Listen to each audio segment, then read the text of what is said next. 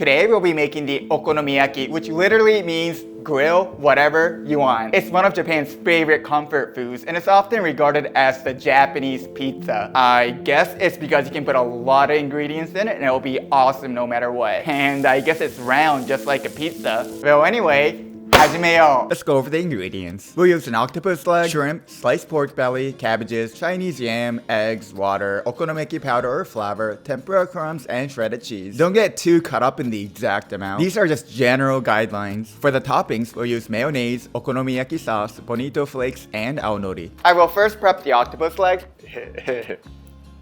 This game boiled already, but if you got it raw, then I suggest doing the following. Sprinkle some salt and give it a good old massage. Put in 10 milligrams of dashi kombu in 500 milliliters of water. Leave it in for an hour and bring it to a boil. Take out the kombu. Simmer 13 grams of bonito flakes for about 3 minutes. Filter everything out, then you'll get a nice golden dashi broth. Boil it, then put in the octopus. Boil for just a minute or two. Take it out and we're all set. But it's okay if you just skip all that and boil it. Now cut the octopus across about a centimeter in thickness, which is like 0.4 inches in freedom units.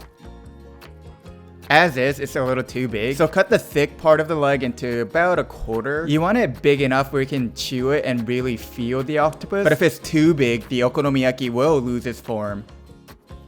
Aim for about this size. Also cut up the shrimp into smaller pieces. It should be noticeably smaller than the octopus. I got these already peeled, but if you want more of a hardcore chef experience, get the unpeeled ones and peel it yourself. They will be fresher. Alright, now peel the Chinese yam. Ugh, it's so much harder to peel when it's this small. Oh, I cut my finger. That's nice. Anyway, grate it into a bowl. It's not a very common ingredient to use in an okonomiyaki, and a bit labor intrusive, but it has a really nice texture that goes super well with everything else. It should end up white and sticky like this. Alright, now let's cut the cabbages into smaller pieces. Just like with the octopus, you want it to be big enough where you can feel the crunch, but if it is too big, the okonomiyaki will not take form. I just slice it across, stack them, then cut across again to get the general size.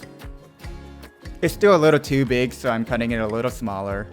This should be good enough. My mic stopped working here, but I'm saying get the biggest bowl you have.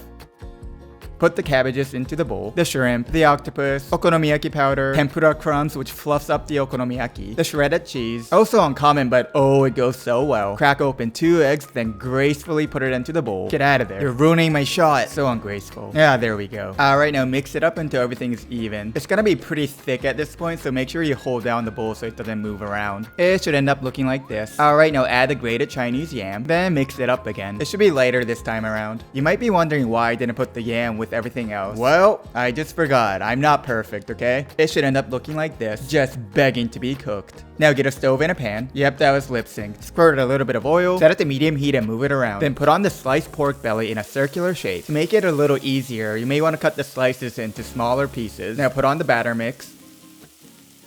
Flatten it out as you do so. Usually that is done in just 1 or 2 scoops, but I'm working with what I got. Alright, this should be good enough. Use a turner to shape it into a circle. Flatten it out as well, like a pancake. Then put the lid on and cook for about 3 minutes. I hesitated there because it really depends on the thickness, your pan, your stove. If you can slide the turner underneath and are able to lift it a little bit, then it's probably ready. Alright, now let's flip it over with style. Oh yeah. Let's see that again in slow motion. Oh, it actually broke apart a little bit midair, but whatever. Now lower the heat a little bit, then cook the other side for about 2 to 3 minutes. If you're unsure, stab a toothpick through. If no residue is left behind, then it's ready. Since mine broke apart a little bit, I'm gonna put the plate on top, flip over the pan and... Ooh, looking good. But it looks a little bare right now, so we'll add the toppings. First, we'll put the okonomiyaki sauce, spread it around. Yeah, that's not nearly enough. Gonna add a little more. Still not enough. This should do it. Now add the mayonnaise. Some people like to spread it out like the okonomiyaki sauce, but I think it looks so much cooler this way. Now sprinkle a generous amount of aonori. And finished.